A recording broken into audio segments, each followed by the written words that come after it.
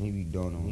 This time, this time, this time, this time, this time to build, this time to build, this time to build, this time to build, this time to build, this time to build, this time power, this time to build power, this time to build power, this time to build power. Keeping perspective for the weekend warrior. I feel your pain. It's easy to get discouraged by how quickly the pros seem to put down the hardest projects when for 2 seasons you've worked on the same 12C and still haven't been able to clip the chains. Maybe you're just in too far over your head. Maybe those guys and girls you read about just aren't trying things that are hard enough for them. Maybe, but probably not. I'll use myself as the example here. In the spring of 2010, I took my first run up what was, at that time, the hardest route I'd been on, swing line, 13D. It was simply a free feel, as I like to call it, as I had sent my project for the day. It was my one foray up it for the season, and I continued with the sending spree I was on, completing 10 new 513s, including some of the hardest 13Bs in the red. The following season, autumn of 2010, I dedicated mostly to swingline to no avail. That season, I sent only 2 new 13s, and in my mind, it bordered on wasted. An entire season of warm but mostly good weather, and I just couldn't get it done. Skin issues, bad tactics, whatever. At this point, I'd probably been up this damn route 35 times, 8 or 9 times to the final crux and what was now the move. Fail. Spring of 2011, I made the decision to not lose a season to one route. I dedicated the bulk of my time to other routes, completing a 13C, my first 13D, and a couple of 13As, as well as doing my first not in my backyard 13C that July in Lander, Wyoming. I did visit Swingline a handful of times, raising the attempt tally to somewhere in the neighborhood of 40. Autumn 2011. While mostly a wash for me due to remodeling a house, did provide a few more days to fall off of swingline. Perhaps 10 more tries, and I'd officially been working on this route for a year. Spring of 2012 came quickly, but I finally felt prepared for swingline. Out of the gate, I spent most of my time on the famed Gold Coast wall, working on a route that routinely gets destroyed by 10-year-olds, God's own stone. When temperatures warmed, I managed quick ascents of Dracula 04 and Cat's Demise, 2 of the Red's best and hardest 13Bs. In one of my best climbing days ever, I warmed up on the Force, 13A, casually sending it twice, fell at the high crux of swingline 4 times, and then finished the day with a surprise second go send of Second Nature, 13A. It seemed the fitness was there, but I just couldn't make it happen. As summer neared and my fitness dwindled, I discovered new beta that transformed the move from a desperate drive-by to a quarter pad 2-finger pocket into a totally static, can't fall move. I didn't get there again that season. Shit. Did I blow it? Did I let the chance pass me by? I finished the season with my first 13A flash, and by doing 2 13As and a 13B over the course of 4 days in Lander, my fitness was still good. What the hell happened? At this point, I was definitely pushing 60 on the attemptometer and looking at 2 years of being thwarted by a single route. Autumn 2012. Knowing it would be too warm early in the season, I spent my time cleaning up a few routes I had tried but never finished. One 13A, one 13B, a 13C, and some work on a couple of 13Ds, and the temps were getting good. On a particularly cold day in November, with the tri-tally hitting around 70, with only my small crew at the wall, I finally clipped the chains. 2 years. The media reported that Adam Ondra only took 9 weeks to send La Dura Dura, the then hardest sport route on Earth.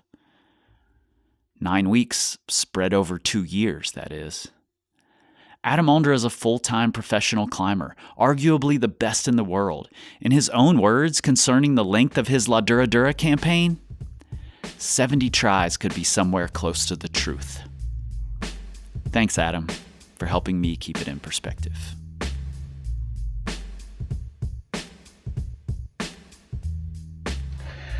Yeah, hi, I'm Al Bradley. I live in Sydney, New South Wales, Australia.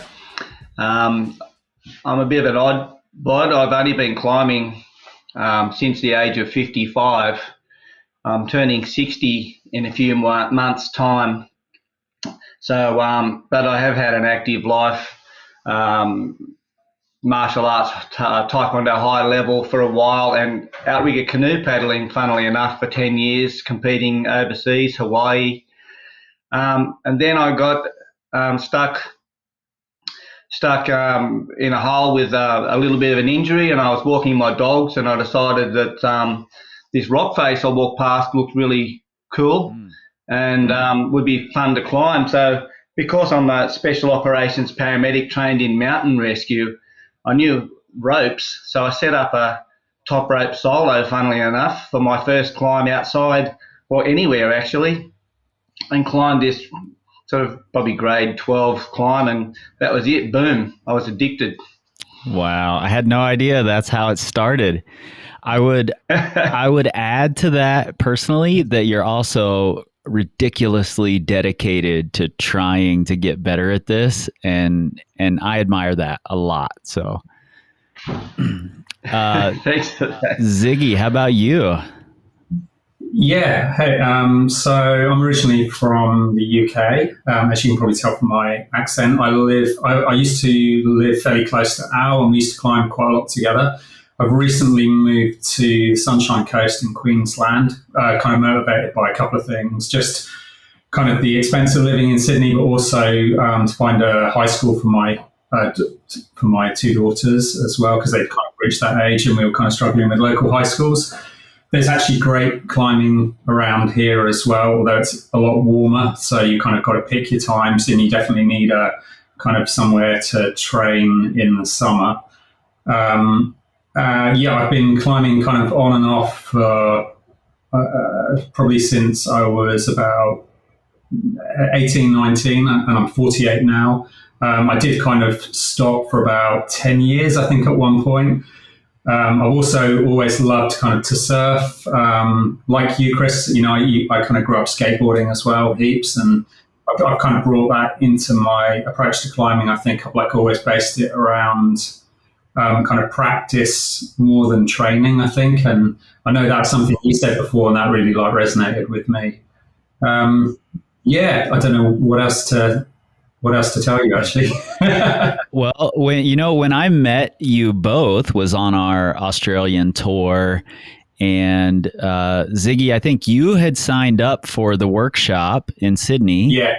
One of those workshops, and you had signed up for two spots. One was supposed to be your wife, right? Right. And your wife couldn't come, so you brought Al as your wife that night. Yeah, it was your wife. And Yeah. We're kind of actually kind of like an old married couple sometimes, the two of us. Nowhere near as cute as his wife, by the way. No, that is true. That is true. I'm sure that's true, actually. No, I loved it that night. You know, you both digging in, kind of coming from different backgrounds, and you both just so excited about climbing. And that whole tour actually really has stuck in my mind, but that workshop in particular. And I really loved getting to meet you both and getting to, talk to you more, Al. I've worked with you in a coaching capacity, and it means so much to me to create those relationships, all the way around the world on the other side of the earth, and be able to connect with you both now over this thing that I wrote and just sent off into the universe, Yes, it's been really cool, and interestingly enough, I really enjoyed. And I didn't realise you were doing podcasts at the time. The first time I heard about the Power Company Climbing podcast was when you were introducing yourself at the start of that bouldering class lesson seminar that day, and so I went searching for the podcast, and then some months later, the Room Full of Superheroes podcast popped up, and which was one of my favourites I guess it's because they're people I'm familiar with that you were speaking to. So, yeah, that started my journey with you and with the podcast, which has made such a big difference to me. To be honest, I love some of the board meetings are some of my favorites. Oh man, Al, I appreciate that. That episode with that room full of superheroes, the Black Heathens out in the Blueies, was really special for me. Number one, to get to spend time with that crew, but also to kind of be let in and see behind the scenes and talk to them about their community. That always feels really special. But that, the most of that crew out there gets to climb really often because they essentially live right in the middle of all of their climbing, which is a different situation than you and than a lot of other people. In the situations you two are in now, are you climbing mostly on the weekends, or having to kind of pick days? And what was it about this Weekend Warrior chapter that resonated with you? Ziggy, do you want to take this? This is Yeah, sure. one that resonates mostly with you, I think. Yeah, so my time to climb is somewhat limited, based around family and work and stuff as well. Like quite busy. So yeah, like it's quite precious. And when I go out climbing, I want to kind of get something done. So I spent quite a lot of time in the past, like working routes. When I did have like free time, I could often maybe squeeze in an hour or so of like micro traction, rather, work a route and get it dialed rather than, go and waste my friend's time and my climbing time basically hanging on a rope. So I like to kind of get things dialed in and then go and try and send. And then I kind of went through a process with Al about a year or two ago where I was working a route, and it was kind of I kind of consider it like a kind of local benchmark, and it hadn't had that many repeats. It was actually put up by a friend of ours, Claw, who was kind of put up a lot of the hard routes around Sydney back in the sort of 80s. And I was really psyched. Nickname Claw. Yeah. And he's a great guy, Chris. I mentioned him to you before. Actually, you should try and get him on your podcast sometime because he's a bit of a character. Yeah. I've read quite a bit of his writing, so I would love to. Yeah. So anyway, I was really psyched on kind of doing this route, and I put quite a lot of work into it, and it just took me quite a long time to actually put it to bed, really. And Al was a big part of that. Are we talking image intensifier now? Yeah. I must have belayed you. I don't know how many times on that. In the end, it's quite a journey for both of us. Yeah. And it's very easy to lose that perspective, because if you're a weekend warrior, if you only get a few days a week, a couple of days a week to work on something, those attempts can add up over a really long period of time, So what takes you a year to add up 40, 50 attempts, whatever it is, a pro climber can get those 40 or 50 attempts done in a couple weeks of time, and we forget about the attempts and we just look at the amount of time it takes. And it's mind blowing. We like, why is it taking me this amount of time, but it takes this person only 2 weeks? But really it's the same amount of attempts. Yeah, and I think it was two things, Chris. One was kind of like being in and out of condition. So it would take me like a few kind of sessions to get back into the right fitness for it, because it was pretty, for me, it was quite sort of like quite hard. It was quite power endurance based. It was very, like the head wall was really crimpy, and I was just basically pumping out on the last couple of moves, really. And the other thing was just getting my head in the game as well. Like I'd find it would take me a couple of sessions to actually get comfortable with the kind of moves on the head wall and the last kind of part of it. It was kind of, and I'd fallen so many times in the same place as well that I was just totally psyched out by that aspect of it as well. Like I kind of always fall here. And the thing actually, one of the things that really helped me was another podcast that you released as well, which was I think it's the only fingerboard protocol you'll ever need or something, from Eva Lopez. And she talked about engaging robot mode. And I think that was actually one of the things that helped me was that idea that you just kind of switch off and just do it. You might remember, Ziggy, that and this is where you belay. This is where you belay. You become a team. And you might remember a couple of things on that journey, and one was I suggested that you skip the intermediate clip, and that was getting that you're wasting a little energy clipping what I considered a bolt that didn't need to be clipped. Yeah, exactly. And then once we got past that, there was another moment where, and I think that this is all podcast stuff that we've learned over the years from you and your guests, Chris, is I said to Ziggy, let's go for a walk. And after one of the more frustrating, so close, but fell. And I said, we need to go for a walk. So we actually went for a walk for 45 minutes round to another crag and had a bit of a look at some of the routes over there, and walked back, and boom, he sent it. Yeah. So that can be so powerful. I think so. Yeah, like like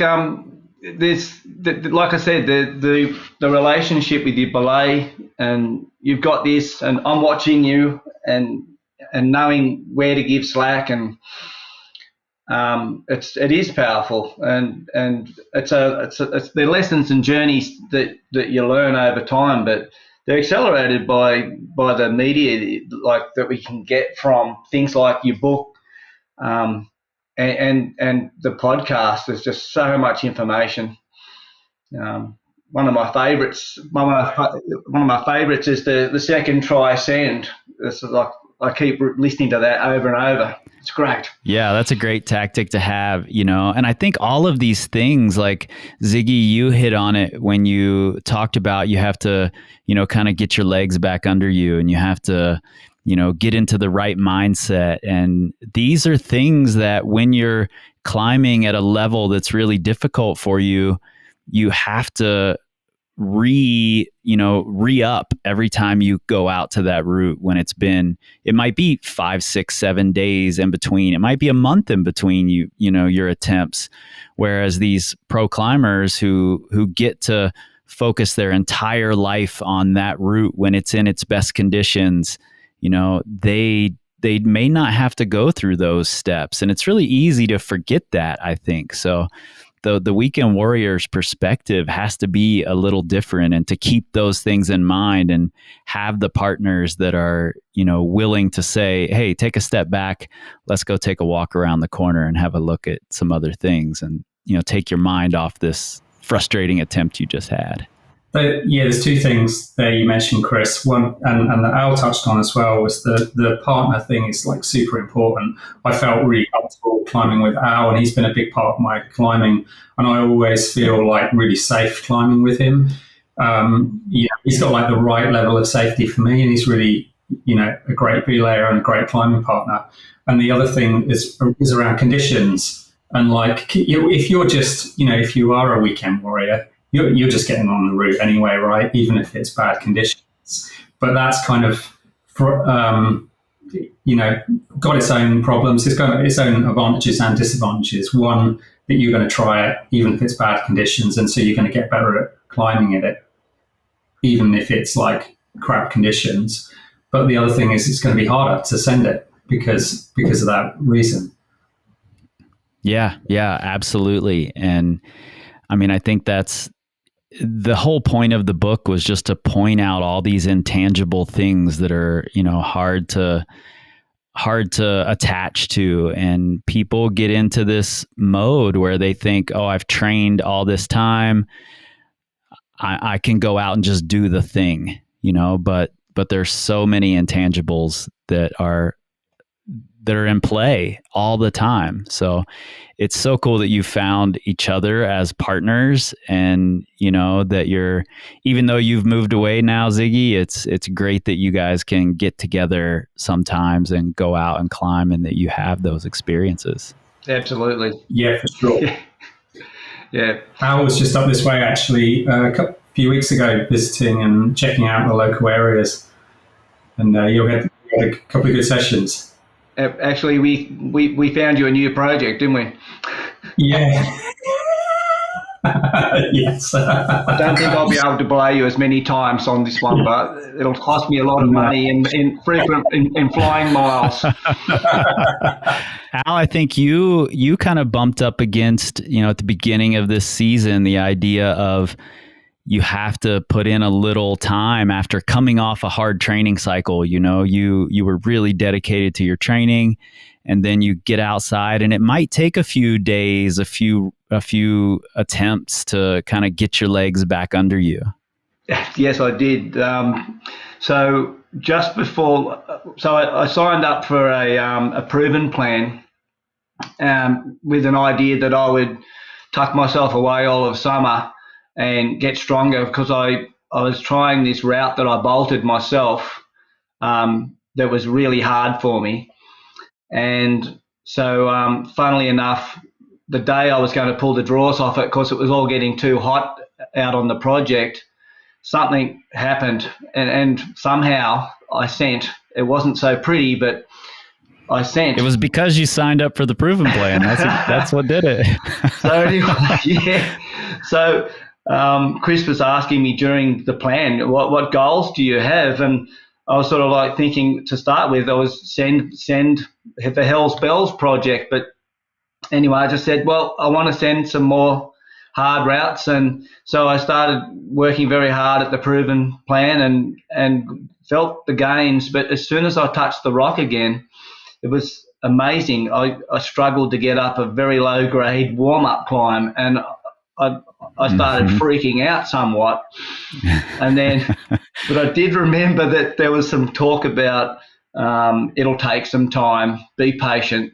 And it kind of took a little longer than I thought, but it does happen. It does come back to you, the movement and the flow and clipping bolts. And I managed to just recently send another 512B. So the season started finally. It's been quite humid and wet, but the last part of autumn hasn't been too bad for us.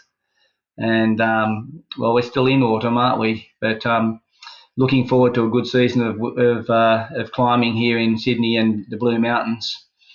Did you just do that grade conversion in your head that quickly? I guess so, because I do sort of look at a bit of American media, and so I'm constantly flipping the grades backwards and forwards to myself. Yeah, I could tell you in French grades, but not in. It was like 7B or 7B plus, right? In French grades, I think. Mm-hmm. Yeah, 7B. Is it 27? 512B here, depending on which list you look at, is 25. Okay.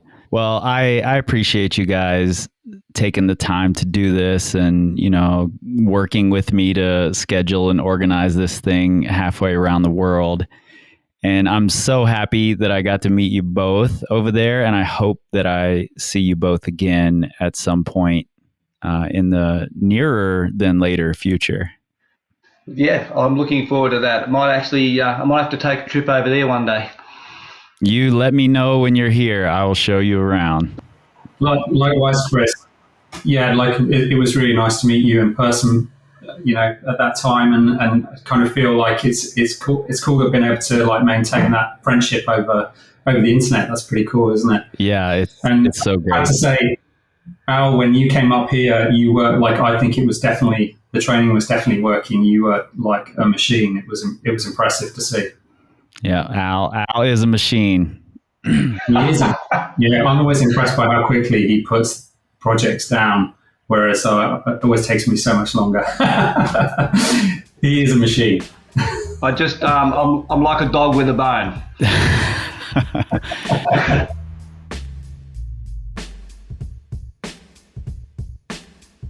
Tomorrow, 3 reasons why soft grades matter. We don't tweet. We scream like eagles.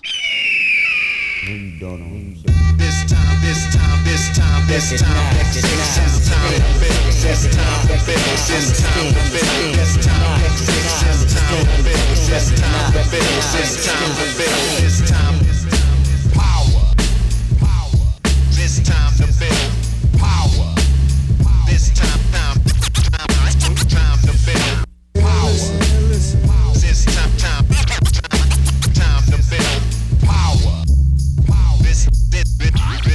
This time to build power. This time to build power. This time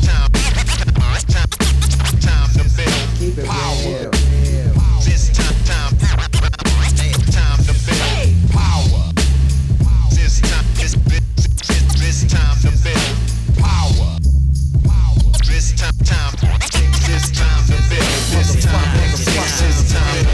This time to build. This time to build. This time to build. This time to build. This time to build.